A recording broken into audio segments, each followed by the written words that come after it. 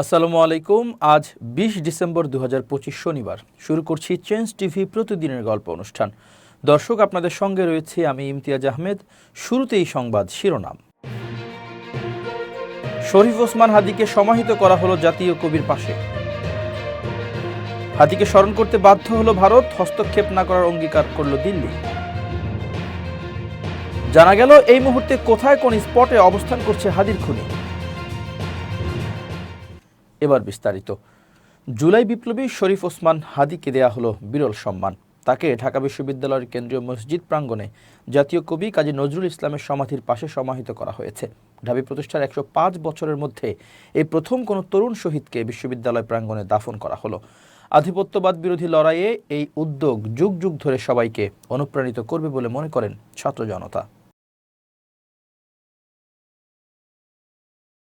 অবশেষে ইনকিলাব মঞ্চের মুখপাত্র শরীফ ওসমান হাদিকে স্মরণ করতে বাধ্য হলো ভারত। পাশাপাশি বাংলাদেশের অভ্যন্তরীণ বিষয়ে হস্তক্ষেপ করবে না বলেও জানালো দেশটি। এর আগে ভারত এবং বাংলাদেশের ঊর্ধ্বতন কর্মকর্তাদের মধ্যে একটি বৈঠক অনুষ্ঠিত হয়। সেই বৈঠকে বাংলাদেশের জন আকাঙ্ক্ষার প্রতি সম্মান করবে বলেও প্রতিশ্রুতি দেয় ভারত। এমনটাই জানিয়েছে নয়াদিল্লিতে অবস্থিত বাংলাদেশ হাইকমিশন। এ খবর দিয়েছে আল জাজিরা। এক বিবৃতিতে হাইকমিশনের মুখপাত্র বলেন, ভারত ও বাংলাদেশের ঊর্ধ্বতন কর্মকর্তারা সচেতন যে বাংলাদেশের অভ্যন্তরীণ পরিস্থিতি এখনও পরিবর্তনশীল ও বিকাশমান। এ কারণে এই বিষয়টি গভীর ও নিরপেক্ষভাবে বিশ্লেষণের প্রয়োজন রয়েছে। ভারত বাংলাদেশের যৌথ বিবৃতিতে আরও বলা হয়, যে কোনো দেশেই গণ অভ্যুত্থান পরবর্তী সময়ে সাধারণত অনাকাঙ্ক্ষিত ও দুঃখজনক ঘটনার জন্ম দেয়। বহুল জনপ্রিয় তরুণ নেতা শরীফ ওসমান হাদির হত্যাকাণ্ড সে বাস্তবতাকেই তুলে ধরে। একটি দল ও একজন ব্যক্তির প্রতি প্রতিবেশী ভারতের অন্ধ সমর্থন যে একচক্ষু নীতির বহিঃপ্রকাশ, সেই বাস্তবতা উপলব্ধি করেই ভারত বলছে, গণ অভ্যুত্থানের পরে শরীফ ওসমান হাদির মতো তরুণদের গণতান্ত্রিক প্রতিবাদে বাংলাদেশের জনগণের সমর্থন রয়েছে, সেটাকে তারা শ্রদ্ধাও করে। কূটনীতি বিশ্লেষকরা বলছেন, বাংলাদেশের জনগণের বিরাট একটি অংশ ভারতের হঠাৎ এই ইউটার্নকে সন্দেহের চোখেই দেখবে। কারণ এখনও গণহত্যার মদতদাতারা ভারতের আশ্রয়ে নির্বিঘ্নে দিন কাটাচ্ছে। উল্লেখ্য, সাম্প্রতিক বিক্ষোভে অংশ নেওয়া কিছু আন্দোলনকারী অভিযোগ করেছেন, ভারতের ভূখণ্ডে বাংলাদেশের আগের সরকারের কয়েকজন সদস্য আশ্রয় নিয়েছেন। তাদের মধ্যে দণ্ডপ্রাপ্ত সাবেক প্রধানমন্ত্রী শেখ হাসিনার নামও উল্লেখ করা হয়েছে। এ নিয়ে তারা ক্ষোভে ফুঁসছেন।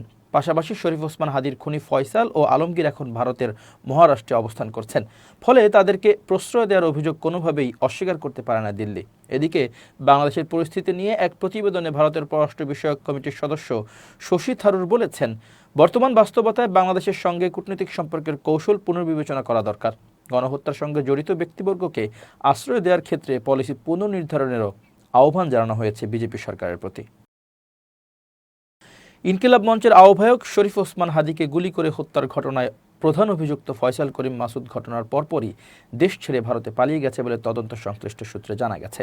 গোয়েন্দা তথ্য অনুযায়ী হামলার প্রায় ১২ ঘন্টার মধ্যেই সে সীমান্ত অতিক্রম করে। তদন্তে উঠে এসেছে, হত্যাকাণ্ডের পর পূর্ব পরিকল্পনা অনুযায়ী গুরুত্বপূর্ণ আলামত নষ্ট করা হয়।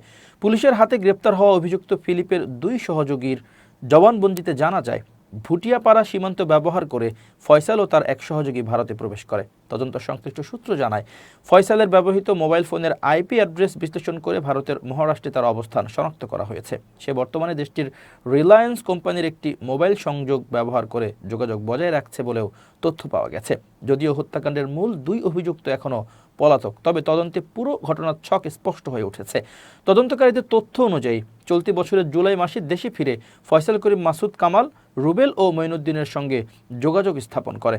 তারা সবাই কার্যক্রম নিষিদ্ধ আওয়ামী লীগ ও এর অঙ্গ সংগঠনের সঙ্গে সংশ্লিষ্ট বলে তদন্তে উঠে এসেছে।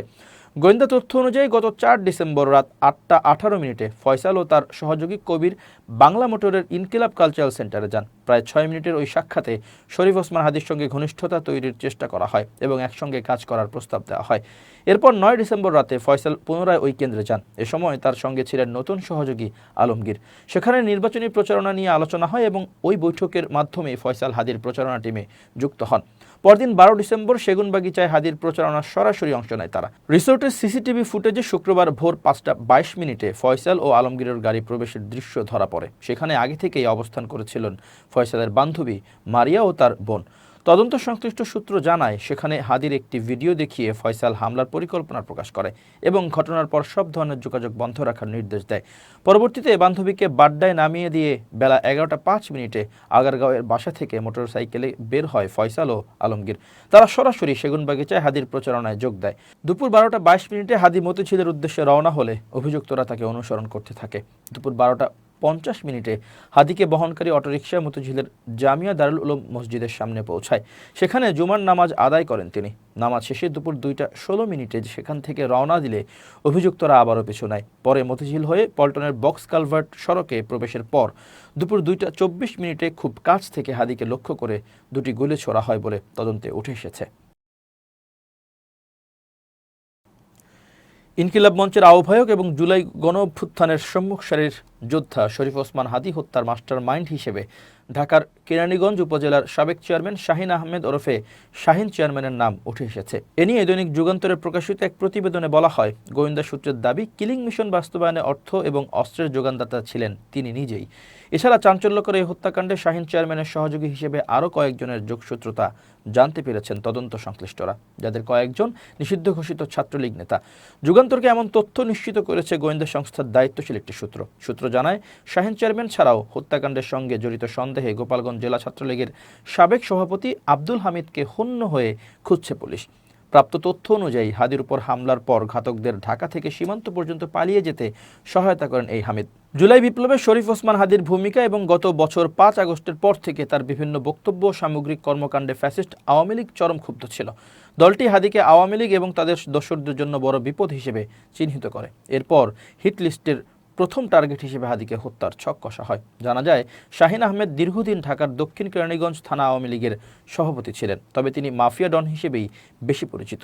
শেখ হাসিনা আমলে তিনি ছিলেন সাবেক বিদ্যুৎ ও জ্বালানি প্রতিমন্ত্রী নসরুল হামিদ বিপুর ডানহাত। চিহ্নিত সন্ত্রাসী এবং অস্ত্রধারী হিসেবে তার নাম পুলিশের খাতায় অনেক আগে থেকে তালিকাভুক্ত ছিল। বহুবিধ সন্ত্রাসী কর্মকাণ্ডে যুক্ত থাকলেও তিনি ছিলেন ধরাছোঁয়ার বাইরে, বরং প্রশাসন তাকে সমীহ করে চলত। এসব প্রভাব প্রতিপত্তি কাজে লাগিয়ে তিনি একাধিকবার উপজেলা চেয়ারম্যান নির্বাচিত হন।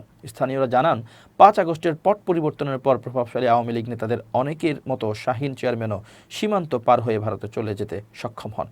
সেখানে পলাতক অবস্থায় তিনি দীর্ঘদিন চুপচাপ থাকলেও গত 3-4 মাস থেকে খোলস ছেড়ে পুরনো চেহারায় আবির্ভূত হন। সম্প্রতি তিনি দেশের মধ্যে আওয়ামী লীগের হিট লিস্ট প্ল্যান বাস্তবায়ন করতে বিভিন্ন অ্যাপসে মুঠোফোনে থেকে দেশে থাকা স্লিপার সেলের সদস্যদের সঙ্গে যোগাযোগ শুরু করেন। আইনশৃঙ্খলা বাহিনীর একজন কর্মকর্তা যুগান্তরকে বলেন, কয়েকটি হোয়াটসঅ্যাপ কল এবং খুদে বার্তার সূত্রে হাদির হত্যায় শাহিন চেয়ারম্যানের সম্পৃক্ততা পাওয়া গেছে। ঘটনার আগে ও পরে কিলারদের সঙ্গে পলাতক ছাত্রলীগ নেতা হামিদের একাধিকবার যোগাযোগ করার প্রমাণও মিলেছে। এছাড়া ভারতের পলাতক থাকা আরও কয়েকটি গ্রুপ অ্যাপস ব্যবহার করে ঢাকায় জড়ো স্লিপার সেলের সদস্যদের কাজ সমন্বয় করছে, যাদের অনেকে এখন আইনশৃঙ্খলা বাহিনীর নজরদারির মধ্যে চলে এসেছে। সূত্র বলছে, হাদি হত্যা মামলার তদন্তে সন্দেহভাজনের তালিকায় কয়েকজন রাজনীতিকের নামও উঠে এসেছে। এ বিষয়ে আরও তথ্য উদ্ধারের চেষ্টা চলছে। এজন্য গ্রেপ্তারকৃত আসামিদের তদন্ত সংশ্লিষ্ট কর্মকর্তা এবং গোয়েন্দা সংস্থার টিম সহ যৌথভাবে জিজ্ঞাসাবাদ করা হচ্ছে। এছাড়া পলাতক শাহিন চেয়ারম্যানের ঘনিষ্ঠ হিসেবে পরিচিত কেরানীগঞ্জ জেলার 2জন ছাত্রলীগ নেতাকেও গ্রেপ্তারের চেষ্টা চলছে। শরীফ ওসমান হাদি হত্যা মামলার তদন্ত প্রসঙ্গে জানতে চাইলে ঢাকা মহানগর পুলিশের অতিরিক্ত কমিশনার শফিকুল ইসলাম শুক্রবার রাতে যুগান্তরকে বলেন, আমরা সব দিক মাথায় রেখে তদন্ত করছি, সর্বোচ্চ গুরুত্ব দিয়ে মামলাটির তদন্ত করা হচ্ছে। আশা করি খুব শীঘ্রই এই ঘটনার মাস্টার মাইন্ড সহ পরিকল্পনাকারীদের সবার নামই জানা সম্ভব হবে। আন্তর্জাতিক অপরাধ ট্রাইব্যুনালের প্রসিকিউটর তানভীর হাসান জোহার মালিকানাধীন মাগুরার বাসভবনে গভীর রাতে অগ্নিসংযোগ করা হয়েছে। এতে অজ্ঞাতনামাদের আসামি করে বাড়ির কেয়ারটেকার ইনজার বিশ্বাস মাগুরা সদর থানায় এজাহার দাখিল করেছেন। উল্লেখ্য, তানভীর জোহা মানবতা বিরোধী অপরাধের অভিযোগে মৃত্যুদণ্ডপ্রাপ্ত আসামি শেখ হাসিনার বিরুদ্ধে করা মামলার বিশেষ তদন্ত কর্মকর্তা ছিলেন। শুক্রবার এজাহারের দাখিলের বিষয়টি মানবজমিনকে নিশ্চিত করেছেন প্রসিকিউটর তানভীর জোহা। এজাহারে বাড়ির কেয়ারটেকার ইনজার বিশ্বাস উল্লেখ করেন যে তিনি গত 28 বছর যাবৎ জনাব অ্যাডভোকেট শামসুজ্জোহা এর বাড়ির কেয়ারটেকার হিসেবে কর্মরত আছেন। জনাব অ্যাডভোকেট শামসুজ্জোহা মৃত্যুবরণ করার পরে বাড়িতে বর্তমানে কেউ থাকে না। তার ছেলেমেয়েরা চাকুরির সুবাদে বিভিন্ন জায়গায় বসবাস করে এবং মাঝে মধ্যে বাড়িতে বেড়াতে আসে। গত 18 ডিসেম্বর রাত অনুমান 11:15টার সময় আমি উক্ত বাড়ির মূল দরজা জানালা বন্ধ করে মূল দরজা সহ মেইন গেটে তালা মেরে কিছু নিত্য প্রয়োজনীয় জিনিসপত্র কেনার জন্য বাজারে যাই। রাত অনুমান 11 ঘটিকার সময় বাড়িতে ফিরে আসার সময় বাড়ির সামনে আসলে দেখি যে বাড়ির সামনে ধোঁয়া উঠছে। তখন সেখানে থাকা লোকজনের নিকট ঘটনার বিষয়ে জিজ্ঞাসাবাদে জানতে পারি যে কে বা কারা আমার বাড়ির মালিক অ্যাডভোকেট শামসুজ্জোহা এর বসতবাড়ির ওয়াল টপকে বাড়ির ভেতরে প্রবেশ করে ঝাড়ুর মাথায় কাপড় পেঁচিয়ে পেট্রোল অকটেন দিয়ে আগুন ধরিয়ে বসতঘরের জানালা ও দরজায় আগুন দিয়ে বসতবাড়ি পুড়াইয়া দেওয়ার চেষ্টা করেছিল। এ সময় স্থানীয় লোকজন বিষয়টি দেখতে পেয়ে বাড়ির পাশের চায়ের দোকানদার প্রদীপ মণ্ডলের কাছে বললে তার কাছে থাকা বাড়ির মেইন গেটের অপর একটি চাবি ছিল, যা দিয়ে মেইন গেট খুলে চায়ের দোকান থেকে পানি নিয়ে আগুন নিভায়। পরে সংবাদ পেয়ে থানা পুলিশ সহ স্থানীয় গণ্যমান্য ব্যক্তিবর্গগণ ঘটনাস্থলে যায় এবং ঘটনা দেখে। আমার ধারণা অজ্ঞাতনামা কে বা কাহারা নাশকতা সৃষ্টি করার লক্ষ্যে ওয়াল টপকে বাড়িতে প্রবেশ করে আগুন ধরিয়ে বাড়িঘর পুরানোর চেষ্টা করেছিল। উক্ত বিষয়ে আমার বাড়ির মালিক অ্যাডভোকেট শামসুজ্জোহা এর ছেলে মেয়ে সহ আত্মীয় স্বজনদের সাথে আলোচনা করে থানায় এসে এজাহার দায়ের করতে বিলম্ব হইল। ইনকিলাব মঞ্চের মুখপাত্র শরীফ ওসমান হাদির মৃত্যুতে বিতর্কিত পোস্ট করায় চট্টগ্রামের বাঁশখালী পৌরসভার শ্রমিক লীগের সভাপতি আব্দুল জব্বারকে গ্রেপ্তার করেছে পুলিশ। শুক্রবার সন্ধ্যা 7টার দিকে বাঁশখালী পৌরসভার উত্তর জলদি এলাকার নিজ বাড়িতে অভিযান চালিয়ে তাকে গ্রেপ্তার করা হয়। গ্রেপ্তারকৃত আব্দুল জব্বার পৌরসভার 3 নম্বর ওয়ার্ডের বাহারুল্লাহ পাড়ার গনিমিয়ার পুত্র। তিনি বাঁশখালী পৌরসভা জাতীয় শ্রমিক লীগের সভাপতি এবং উপজেলা যুবলীগের সদস্য।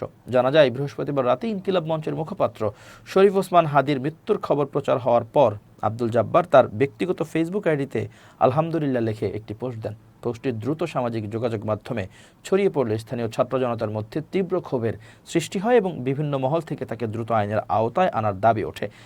বাঁশখালী থানার ভারপ্রাপ্ত কর্মকর্তা মোহাম্মদ খালেদ সাইফুল্লাহ গ্রেপ্তারের বিষয়টি নিশ্চিত করে জানান, আব্দুল জব্বারের বিরুদ্ধে ছাত্র আন্দোলনে হামলা সহ সুনির্দিষ্ট মামলা রয়েছে। দীর্ঘদিন পলাতক থাকার পর গোপন সংবাদের ভিত্তিতে অভিযান চালিয়ে তাকে গ্রেপ্তার করে। এবার খুব জরুরি 1 মিনিট জানাচ্ছেন ইউনেস্কো ক্লাব পুরস্কার বিজয়ী সাংবাদিক আমিরুল মোমিনিন মানিক। খুব জরুরি 1 মিনিটে প্রত্যেককে আমন্ত্রণ। কাউকে কখনো জোর করবেন না। এই ধরুন আমরা যখন বাজারে যাই, আমাদের কাছে কোনো কিছু বিক্রি করার জন্যে বিক্রেতারা কিন্তু অনেক জোর জবরদস্তি করে।